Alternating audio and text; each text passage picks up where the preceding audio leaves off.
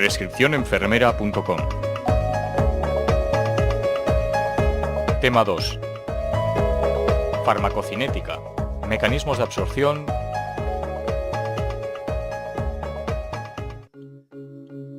Cuando se administra un fármaco ha de llegar a su lugar de acción, alcanzar una concentración adecuada para producir el efecto y posteriormente debe ser eliminado.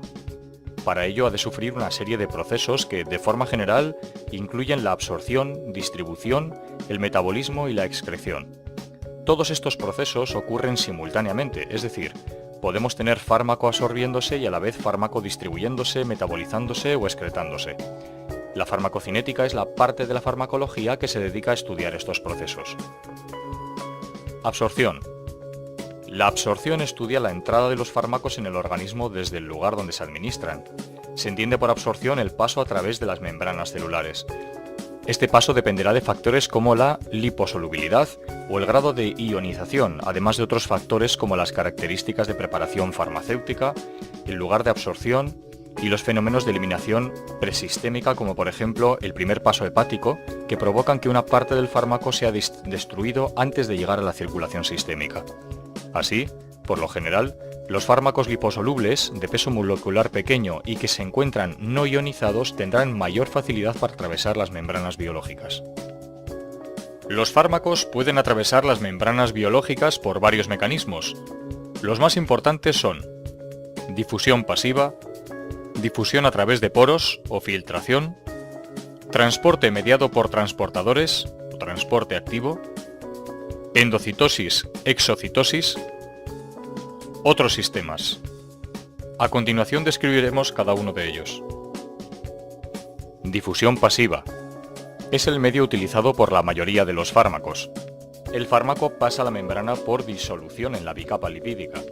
Se produce a favor de un gradiente de concentración y sin gasto energético. La velocidad de paso depende de la concentración de fármaco. A mayor concentración, mayor velocidad, hasta que se igualen las concentraciones a ambos lados de la membrana. Se entiende por velocidad de difusión la cantidad de sustancia que difunde por una unidad de tiempo. La difusión pasiva sigue una cinética llamada de primer orden y se rige por la ley de Fick. Es importante tener en cuenta que la mayoría de los fármacos son ácidos o bases débiles y por lo tanto son electrolitos que en disolución se encuentran en dos formas, ionizada o no ionizada.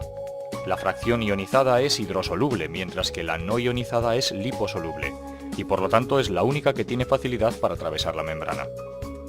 La cantidad de fármaco ionizado o no ionizado depende de tres factores: la naturaleza ácida o básica del fármaco, el pH del medio, el pK del fármaco, valor de pH al cual el 50% del fármaco está ionizado. El pK y el pH se relacionan por medio de la ecuación de Henderson-Hasselbalch, que permite conocer la fracción de fármaco que se ioniza y la que queda sin ionizar. Las variaciones de pH condicionan, por lo tanto, la cantidad de fármaco ionizado y sin ionizar, y por lo tanto la cantidad de fármaco que atraviesa la membrana, lo que significa que modificando el pH podemos alterar la cantidad de fármaco que pasa a las membranas biológicas. Este aspecto resulta de especial interés cuando se quiere acelerar la eliminación de un fármaco a través de la orina o cuando se bloquea la absorción por el uso de sustancias que alteran el pH. Difusión a través de poros o filtración. Es el paso a través de los canales acuosos situados en la membrana para sustancias con bajo peso molecular y con carga negativa. El paso de sustancias con carga positiva se realiza mediante transporte activo. La velocidad de filtración depende del tamaño de los poros. Transporte activo o transporte mediado por transportadores. Se trata de sustancias de naturaleza proteica que captan el fármaco a un lado de la membrana y lo trasladan al otro lado. Puede ser pasivo sin gasto energético, en cuyo caso se habla de transporte facilitado o con gasto energético, transporte activo. A diferencia de la difusión pasiva, este proceso puede saturarse y la velocidad de paso deja de aumentar. Además, se puede producir competición con otras sustancias que utilicen el mismo transportador. Los procesos saturables siguen una cinética de orden mixto y se rigen por la ecuación de Michaelis-Enter. Este tipo de transporte tiene especial importancia en la barrera hematoencefálica, el tubo digestivo, el túbulo renal, las vías biliares o la placenta.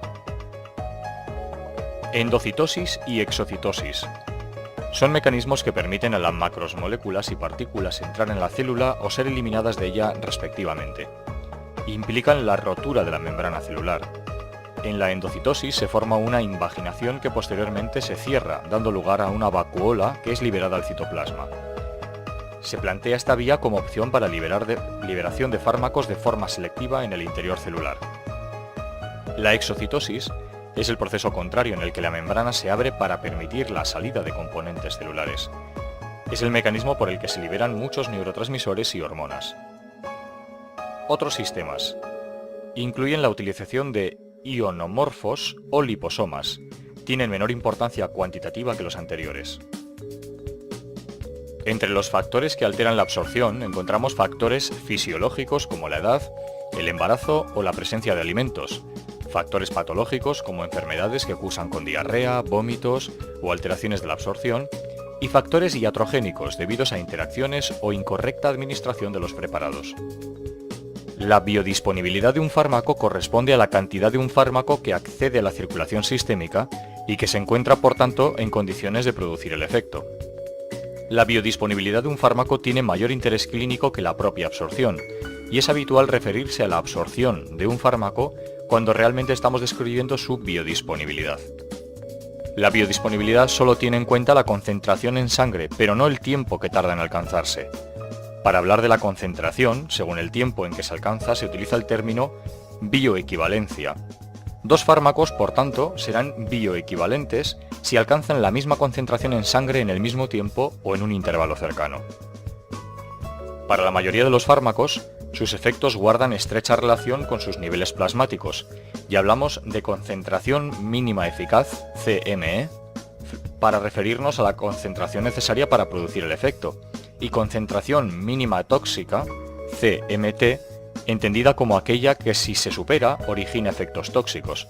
La diferencia entre ambas, la llamada concentración eficaz o margen terapéutico. Los llamados fármacos de margen terapéutico estrecho son aquellos en los que la diferencia entre la concentración eficaz y tóxica es pequeña. Los niveles plasmáticos de un fármaco no son homogéneos, sino que varían a lo largo del tiempo.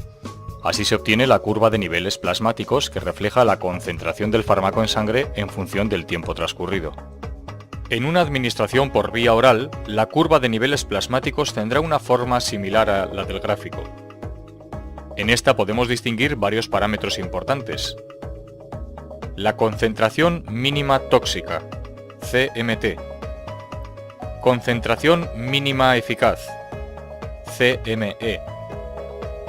Intervalo terapéutico, IE. Cmax, o concentración máxima que se alcanza en el plasma. Como para muchos fármacos la concentración plasmática guarda relación con los efectos, es de esperar que en el momento de máxima concentración, los efectos sean más intensos. Periodo de latencia. Es el tiempo que transcurre desde que se comienza a administrar el fármaco hasta que éste alcanza la concentración mínima eficaz. Para evitarlo o disminuirlo, podemos administrar el fármaco por vía intravenosa directamente a la concentración eficaz. AUC, o área bajo la curva plasmática, refleja la biodisponibilidad del fármaco.